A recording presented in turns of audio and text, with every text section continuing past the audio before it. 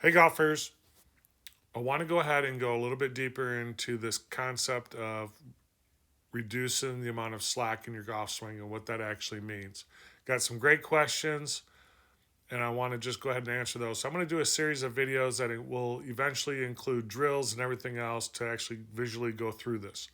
So here I have a really good golfer, plays college golf, but one of the issues that this individual has is a tendency to hit the poles. And what's interesting about this is when I asked him about, well, what do you think is causing that?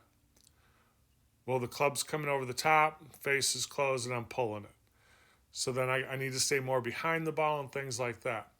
So when we put this up on video and we analyze it here in Sportsbox 3D, he was kind of blown away and has now a different perception about really what he's doing. So because the ball goes left doesn't necessarily mean that he's coming over the top. And let's go through, and this is a perfect example of what I mean by slack. And this all happens in the downswing. So pretty good setup right here. There's really nothing wrong. Loads up really well. But here's where the slack comes in. And you can see this pelvis starting to run out back towards the target. So you're going to see this pelvis sway, which negative is just to the right, positive is to the left, and you can see that really jumping in there. So now the pelvis is going, chest is still behind the ball, and we're going to see this increase. This gap increases right there. Okay? This is not a good sign. When you see your upper body going that far backwards in the downswing,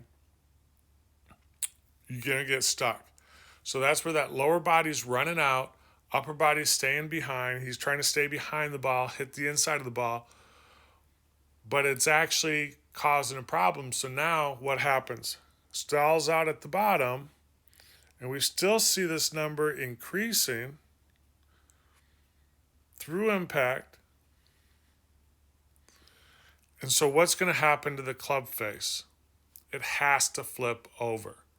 So now he's swinging from inside, club face flips over, ball goes left, hanging back on it.